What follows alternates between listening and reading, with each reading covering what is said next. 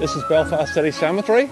Behind me are the cranes of Harland Wolff, and this headstone here has a connection to a now forgotten Belfast shipyard called Workman Clark, known as the Wee Yard. Workman Clark was known locally as the Wee Yard, although it wasn't actually that wee. It produced, in the interwar period, it produced more tonnage than its better known neighbours of Harland and Wolff. Frank Workman, he lived at the Moat at Strand Town. The Moat still exists, but now it is a private development of apartments called Moatlands off the Hollywood Road. So it's still very much a des res. Commemorated at the base of the grave is Edward Workman. He was the heir to the Workman Clark Empire, and he was killed during the Great War, and he's commemorated here at the base of the headstone.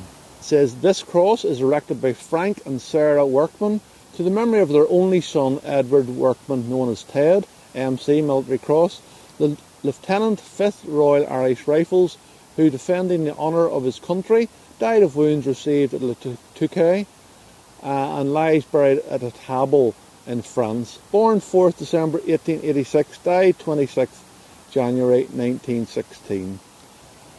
So this fine Celtic cross, it looks as if it's made of granite, but if you listen carefully, I will tap it, and you'll hear that in effect it's actually made of steel, with this granite surround to make it look like granite. But it's made of steel, possibly made in the Workman Clark shipyard. But also, if you look at the other graves in this area, you'll see that they face this direction.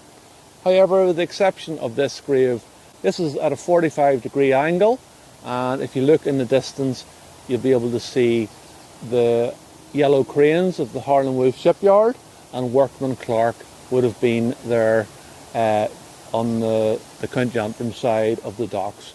So even in death, Frank Workman is keeping an eye on his charges.